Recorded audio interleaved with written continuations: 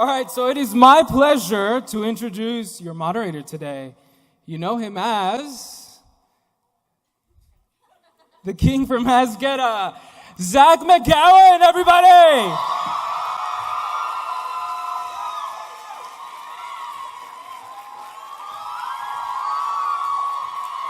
All right. Hello, hello, hello. Well, I bet you guys didn't think you'd be seeing me here at the Season 500 convention, right? Well, thanks for having me. And without further ado, the moment we've all been waiting for, the 100 Season 5 panel. Please welcome Jason Rothenberg, Bob Morley, Richard Harmon, Tasya Tellis, Jared Joseph, and Sachin Satchel. All right. The role of Eliza Taylor will be played by Sachin. Yeah. Eliza was sick, you guys. She had to Filming that first 20 minutes was so hard. Oh, and Chris Larkin. Sorry, I screwed that up. And Lindsay Morgan. There's so many more people than I thought. Yeah, he usually gets told his line. Well, this is what you get when you get an actor as a moderator. A sign. How about it? There we go. They're faced the other way, though. So welcome, everyone. The way this is going to work is we'll talk a little up here, and then we'll open it up to the fan questions soon enough. I've got kind of two lists of questions. I have the stuff Warner Brothers has given me, and I've got my own little questions here. So we'll start with mine and with Jason. So Jason, why'd you kill Roan? No, that's just a joke question. That's not for real. We all know why that had to happen. It was your time. Yes. So one thing I've always loved about the show, and I think resonates across all the audiences, is your representation of tribalism in the show. After 6 years and an apocalypse, has anything changed with that? And do any of these characters maybe find themselves repping a new crew? And was that in part why you chose to make a 6-year jump? Yeah, I mean, what happens after 6 years in these sort of three separate, distinct spheres is priorities change. And, you know, it's human nature to sort of circle the wagons around your crew, your clan, your family, your country, and that's what happens in space. Space crew is now a thing. They're a family. Clarke is a family on the ground with Maddie, and the bunker is just batshit crazy. Yeah, that's the answer. And does, from season to season, do the themes seem to change in the show? Last year it was, for me, and for I think everyone was thinking, it's like, who do you fight for the one crew or for the all, for your own crew? In this season, is that going to change? Is there still going to be that idea, or is there a new theme that we should think of? I mean, we still experiment or play around with the idea of tribalism and transcending it. Last year, obviously, Clarke transcended it and was trying to save the human race. She wasn't just trying to save Sky Crew. And, in that 6-year gap, she's met a child and become a mom for all intents and purposes. And her clan is now Maddie. And, the bigger story this season is you saw she just found Eden, that beautiful valley, the last green spot on the planet. And there will be two distinct sort of armies that want it. And we will ask that question again. Can we overcome our sort of innate human need to fight for something and link arms and live happily ever after? Or are we going to fight for it and possibly destroy it? So, unfortunately, human nature is to fight. He'd be the kind of guy you want to go to and you'd really mulling something over. Hey, Monty, what do you think about this? But he's also been through a lot. Season 4, he lost his best friend. The apocalypse has come. He spent 6 years in space. He's killed his mom. Yeah, so much that he's been through. Twice. Yeah. If not once is not enough. You got to kill your mom twice. So what's changed for him when we meet him, and do his allegiances lie where they used to? Well, I figure when you're in space in a vacuum, or essentially a prison for 6 years, you're going to come out really loving the people that you've been stuck with for 6 years, or you're going to never want to see them ever again. So, I mean, the big thing I think for Monty, I feel like space is offering up, just like you said, it's a bit of respite and peace after a very tragic time on the ground. I can't imagine he'd be dying to go back anytime soon. And yeah, I think my biggest hope is that he and Harper, they were each other's reason for living at the end of season 4. And whether they make it or not, we'll see. But either way, I hope that they gave it their best shot, regardless. Yeah, of course, of course. And how did that algae soup taste? Does that taste Horrible. The algae? He's had 6 years to perfect it. Yeah. I think it's, I don't know, what do you guys think? It was delicious. I thought it was horrible. It's like avocado. Palatable. I enjoyed shooting the scenes with it. That was Did you? fun. Did you Yeah, it was a really? good The scene side. in drinking the juice? Yeah, because we all got You got a snack? we all got to play disgusted. That's true. But it actually tasted good. Not much. That was fun. You're right. You're right, Bob. The awfulness of the algae is kind of a running joke throughout the season, by the way. Monty's algae farm was his little piece of heaven on the ark. And so, yeah, it never really leaves us. Yeah, I mean, everyone's alive, right? You kept them alive. Well, Lindsay, we'll go with you next. Sorry I forgot you as well. I'm Okay, just Zach. terrible at this job. I don't care at all. Is it your first time?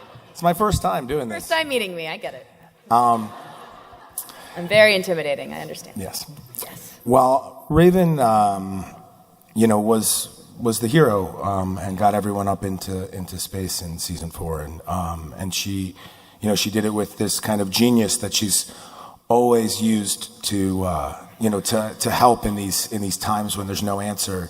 She has an answer. In season 5, are we going to see her take a greater leadership role, or is she still, the genius with the answer? I always felt like Raven felt like Q to me. In James Bond, she has like all the intel.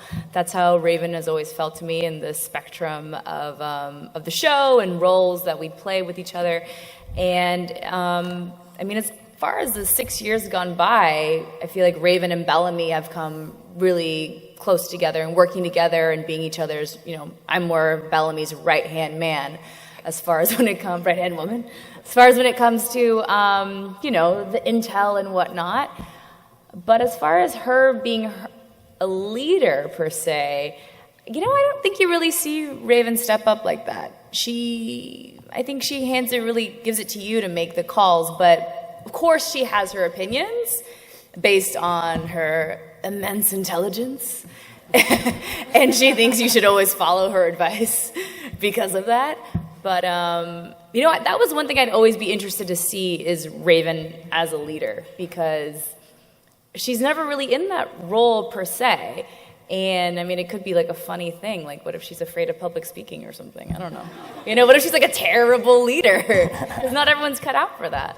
But, and we all know not all leaders are the most intelligent people in the world. So we all know that. So maybe you don't need, Maybe that's a fact. Well, that's great. So kind of along the same lines, actually first, Bob, how long did it take Bellamy to grow that beard in space? Was that 6 years of growth? Yeah, that's a full 6 years and 7 days right there. Yeah. And how long did that take Bob? 3 minutes. No, about 5 years. No, look at probably all the hiatus actually. But since having it, in 2 weeks, I grew it back.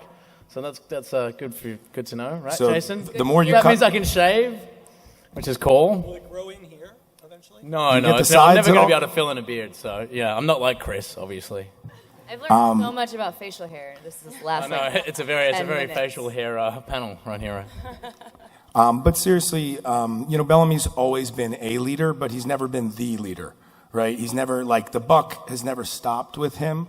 There's always been, at some point, a committee decision, and sometimes otherwise. But in this new season, is he like the leader of this, new Sky Crew? Is that a new crew? Is that Sky Crew Point 2, or what is that? And what do we expect from that? I think we call it Space Crew. Is that right? Call it Space Crew, Zach. Space Crew. Yeah.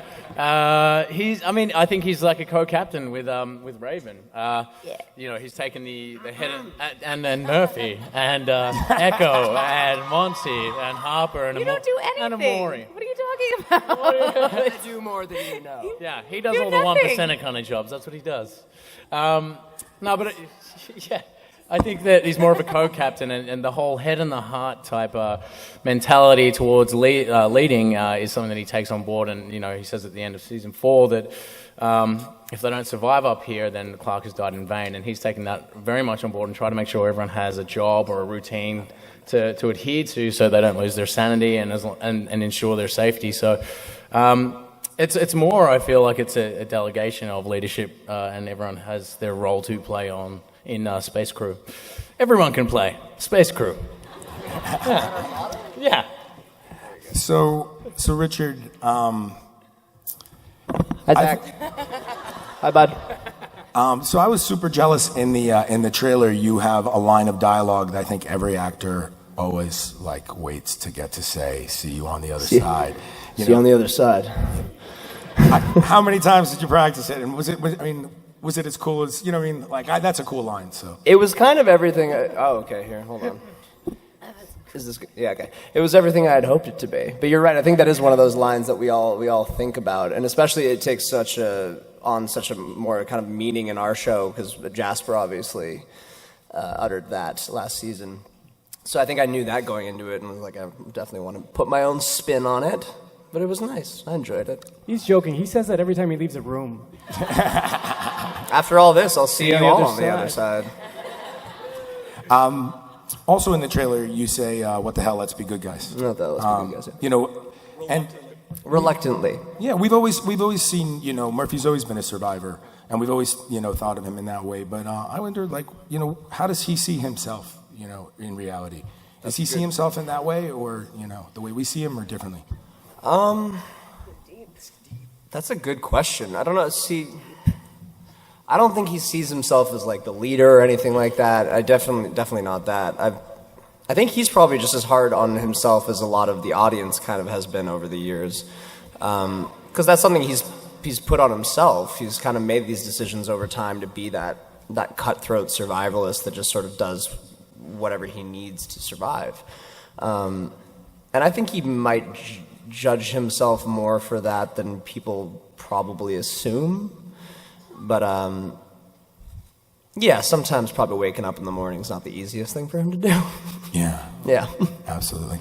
Just a quick note, soon we'll be opening up to audience questions, so if you want to line up, there's a microphone right over there, and when we get done with the line, I'll open it up to you guys. Tasya, what's up? Hey, baby. You are unbanished, officially. I'm unbanished? Unbanished. I just Oh wanted my to say that. I God. always felt bad for banishing you. I always felt bad Feels about so. Where's Octavia? I need the other unbanishment as well. So you went off, and you aligned yourself with Sky Crew, and you went off 6 years in space. So is Echo just full on Sky Crew now, or is she also still holding on to those Asgetta roots? Yeah, she's making Space Crew jerseys. Space Crew. And knitting Space Crew toques or beanies. Sorry. The squad, yeah. I think, when she finally discovered friendship up in space, it was a novelty to her because she lived her life in duty. So... What? What did you say? You said duty. Duty? You said duty. What did that say? What does that mean? Something else. That means poop. Duty? We're very mature up here. Are we 5? Anyway, she spent her life serving as Geta, so she has, friends for the first time. It wasn't just me. It was just you. I laughed because of you. And I think One of the cool things, I'm going to try to ring. One of the cool things that happens on the ring with these guys is, and Bob alluded to it a little bit, is they teach each other. They learn from each other. You know, Echo teaches them how to fight, and we'll see Raven kicking ass in an early episode. Lindsay asked me to give her a fight scene, and so, you know, we did. And she killed it. And Monty teaches farming, and I think Bellamy is just sort of the overall head and heart leader. He's just a brooding guy. I keep an eye on Eden the whole time. Raven teaches Morley how to do Raven stuff, so she's kind of her little sidekick, which is cool. Murphy doesn't do much. He does nothing. He doesn't carry his weight. Sorry, Rich. Echo is Murphy's anyway, therapist. That's Space Crew for you. Yeah. That's the fam. So Sachin, Hi. you know, we got to work together just for like. And it was glorious. I actually grew my beard out of respect for Roan. No. Yeah, so the that's fallen Rome. Well, I was gonna say maybe you were up in space because look at that. You've really. I look at your picture every night before I go to bed, baby. Oh, dude, you got me. Right? You got me. So how has life changed for him? You know, I mean, obviously things have, you know, progressed. What can you explain? It's crazy. Well, it's dope because we got this side that is in space, and we got these guys on the ground. So if you are not one crew, you are the enemy. So choose. Ooh. So it's on the ground. There's not much you can say, but you are not prepared for what you're about to see in the bunker. Just walking in the set that they created was, in and of itself, the most terrifying thing I've ever seen. So none of us actually had to act. So wait till you see it. I'm not going to give anything away. It's just going to be terrifying. When you walk in there and you see that set and you have all this stuff that he'd given us, it really it made it feel like a completely different show and a completely different location that we'd never been in, which was so cool to play. I think for everybody across the board, as I speak for everybody. That's what I do. Speaking of everyone, Jared, is that true? I speak for everyone as well. I mostly only speak for Roan now because he's deceased and I miss him so much, but I have to learn how to talk like this. I just don't know if I could do it. I don't know. No, I can't do it. You can try. It's good. No, it's bad. Yeah, that's true. That's true. So what can we expect from you, and what's changed? I mean, literally, right? I mean, your whole life gets flipped upside down. You get locked in a hole, and what comes out the other side? I feel like my guy may have been desensitized early in the show to chaos and death and sadness and whatnot, but it takes a turn this year. And for me, I had the opportunity to play a little more vulnerability and reel it in a little bit and not be so heavy all the time, partly due to love.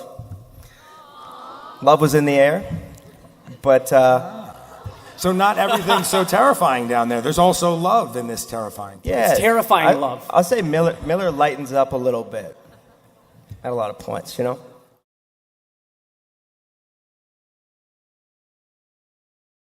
Yeah, I mean, I think for sure there's a merging of the minds in the bunker. They are one crew now. There is no Sky Crew. I think Miller says that early on and often. You know, likewise on the Ark, we put grounders in space last year, and they, as I said before, learned from each other. And so, you know, the new enemy has a different face. These prisoners that show up become a pretty formidable force, and hopefully everybody can, you know, unify against them. But it becomes a tricky choice because one crew is not like this good force when they come out, so...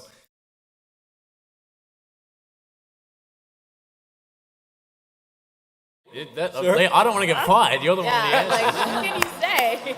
They are maximum security prisoners from our time, actually, who were in cryosleep and sent to mine an asteroid. And certain things happen that we find out about pretty quickly, so I don't want to spoil it, that they find themselves in control of their group, and they come home expecting to find a planet that's not going to accept them, and instead they find this destroyed world with one green patch on it, and they come down and they want to live there and, you know, have a second chance, and unfortunately they're landing in Clarke's backyard, and Mama's not having it. So stuff goes south quickly from there.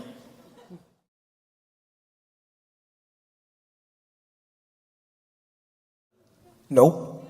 I haven't seen these guys in so long. I just saw them for the first time. I think we all keep in touch a lot with former castmates and try to see.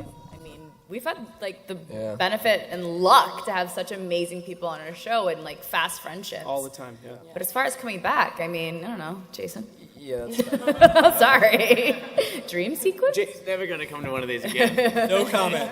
Dead, I mean, listen, dead in the show is dead. So ultimately, it's sad. We have flashbacks sometimes, so there's always possible. But I can't really specifically say anybody that's dead will come back. Zach, want to do a flashback to like when you were little and... Ooh, can I play a little boy? Or you got... Oh my God. I would love hope to it's hear still that him playing. voice. What's Rowan's child voice? This is my little kid voice.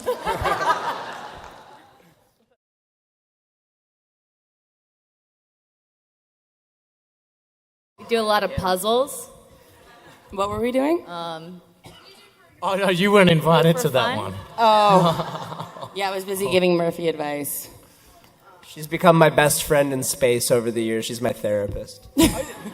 Yeah, I do feel like there'd be like, I mean, Jason had mentioned training. I mean, I think that Echo and Amori give trig lessons. Yep. You know, I'm not sure what your... I mean, I was a janitor, so I can Yep. teach Murphy the old... gives jerk lessons. Okay, that's a low blow. That wasn't necessary. We have a I do what I do. Sometimes I just want to hang out by myself. I can hang out by myself, and you just need to let me do my thing. Yeah, do it. Yeah. Echo, I need to talk to you right now. People are being really mean to me. babe. Think how would anyone spend 6 years in a room together with 5 other people? What would you do? 6 people.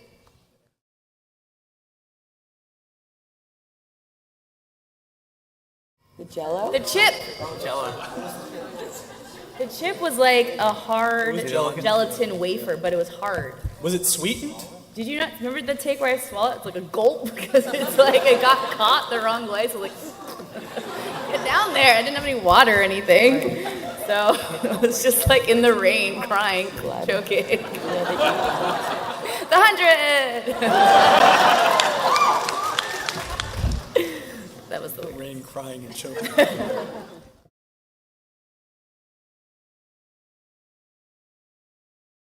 I kind of feel like, you know, he's obviously... They're all carrying guilt about leaving Clarke behind, and, I mean, it was Raven's schedule that kind of made us shut It was my fault. It was completely my fault, which is why it's even worse. It's taken me 6 years to figure out a way to get back.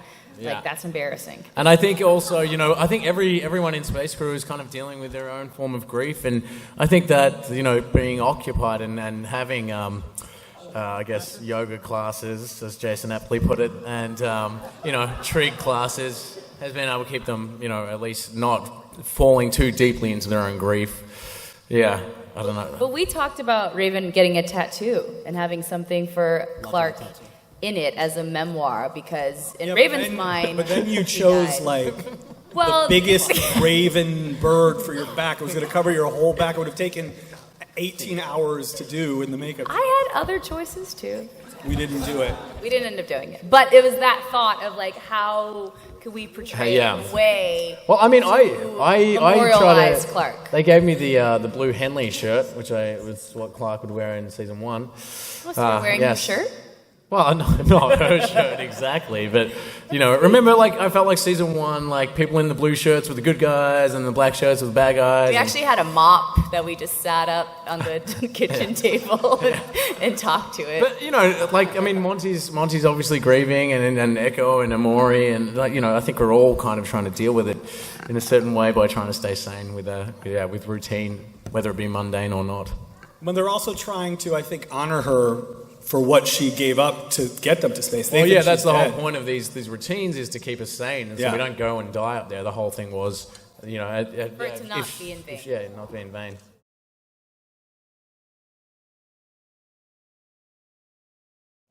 Man, I don't have one, but I know of one. It's not me. It was Devin. Remember when Devin, it was the beginning of season 4? And he slides in Right? He does the Tom Cruise risky business slide. It's great. It's great. It was just like pure Devin. I mean, it wasn't in the script, but it was awesome. Me and my buddy, we got one of these and. Oh yeah. Yeah, we kept it in. Thank you, Jason. Thank you, Jason. That's love. I don't know if it was written. Oh, yeah, go, Chris. Sorry. Oh no, go. I think I bit someone. I want you to go. How? Like, I think I bit Eliza like real one time. Not, when we were doing the alley thing. But How closely have you watched the pilot? Oh, my walking away. He's Just not about walking it. away. And a wave, too. When Jasper lands on the other side, I get a little double fist pump in there. So in Mount Weather, when I cracked a code in like 208, I threw in like 7 or 8 fist pumps as fast as I could. That's my favorite one, actually. Yeah. now that you recall it. The 7th one. Well, everyone, that is the 100 Season 5 WonderCon panel. Give it up for everyone up here.